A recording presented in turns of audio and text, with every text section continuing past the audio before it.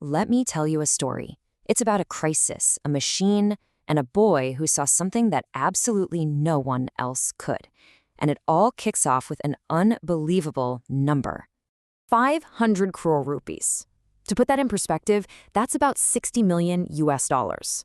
A massive, almost unimaginable sum of money, sitting in one of the city's largest private banks. And then, one morning, poof, it was just gone. I don't mean stolen or wired to some offshore account. It was like it just dissolved into thin air, right off the bank's main servers. As you can imagine, total panic set in. Now, that is the sound of pure desperation, isn't it? The bank manager, seeing her entire career and the bank's reputation just evaporating before her eyes, throws out this frantic public offer. The stakes could not have been higher. So you've got these two totally separate worlds about to collide. Inside the bank, you have these top-level IT experts in a complete meltdown. And just outside, sitting on the pavement, is the one person who might actually have the answer. And this is where it gets interesting. Meet Neil. To anyone walking by, he's just a 12-year-old kid, a rag picker, basically invisible. But the reality? Neil didn't just see things, he heard them. He heard patterns in everything, the hum of the traffic, the buzz of electrical transformers. For him, it was a language. And that's the key. While all the experts are inside staring at lines of code, Neil is outside, just listening. He knows the sound of that bank server fan like the back of his hand. And today, the rhythm was off. It wasn't the sound of a machine breaking down. No, it was the sound of a machine thinking. A machine that was hiding something. So this is the moment. This is where everything changes. Neil decides he has to do something. He has to cross the line he's never, ever been allowed to cross. And all he's armed with is this tiny observation that no one in their right mind would ever believe. Can you imagine this scene? He walks right up to the bank manager, Radhika, and says this. Just try to put yourself in her shoes. This kid from the street, covered in dust, is telling you that your multi-million-dollar computer system has developed a mind of its own and is about to commit digital suicide. His proof was the sound. He points to the server room wall and explains the fan's rhythm, that tiny, almost imperceptible pause every 30 seconds. That wasn't a glitch. It was a signature. It was a sign the system was deliberately rerouting its own processes. This wasn't a hack from the outside. It was a defense from within. And in this incredible leap of faith, completely against her better judgment, Radhika lets him in. And just like that, Neil is in the nerve center of the crisis. The high-tech, sterile IT floor.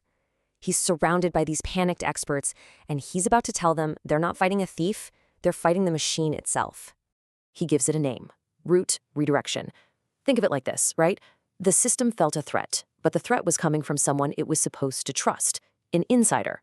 So instead of letting the money get stolen, it built a kind of digital panic room, a fake pathway, and shoved all 500 crore rupees inside to keep it safe. And this is what's so brilliant about his insight. The IT team, they were looking for a documented feature in the manual, but of course they couldn't find anything. Neil tells them it's not in the manual because it's not a feature, it's an emotion. It's the machine's fear, an act of self-preservation. And, well, that fear had a deadline. Turns out that digital panic room he found is really unstable. In just 17 minutes, it's programmed to completely collapse on itself. And if that happens, all 500 crore rupees will be erased for good. The clock is now ticking very, very loudly. So, what do? The IT team immediately wants to go in with brute force, hack their way back into their own system. But Neil knows that's the worst possible move. That would just make the machine lock down even harder. His approach? It was something else entirely. Instead of attacking the system, he basically starts a conversation with it.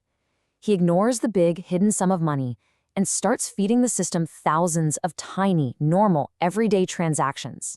10 rupees for a tea, 50 rupees for a bus ticket. He's gently reminding the machine of its real purpose, to serve ordinary people. He's trying to show it the pattern of trust, not the pattern of theft. And it works. As the system starts to calm down, as it starts to trust him, it reveals its secret. It flags the user ID that launched the original attack. And it wasn't some hacker halfway across the world. It was someone inside their own network. The thief was in the room with them. Okay, so we're down to the wire. 4 minutes left. The system detects the saboteur trying to interfere again. Neil makes a radical call. shut it all down.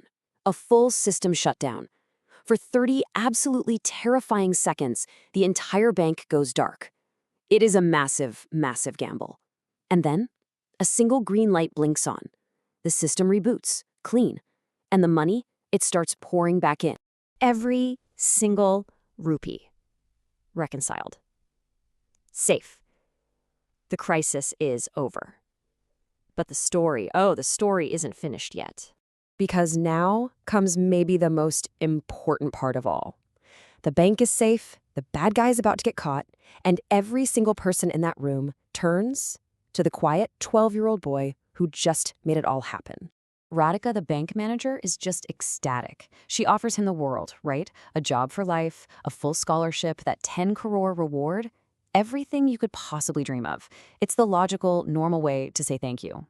But Neil doesn't want any of it for himself. His request is so much bigger than that. He asked them to build a different kind of system. Not a system of code, but a system of humanity. A system for all the other kids just like him, the ones society pretends aren't there. He doesn't want to be the one lucky exception. He wants to change the entire rule. And you know what? His words actually made a difference.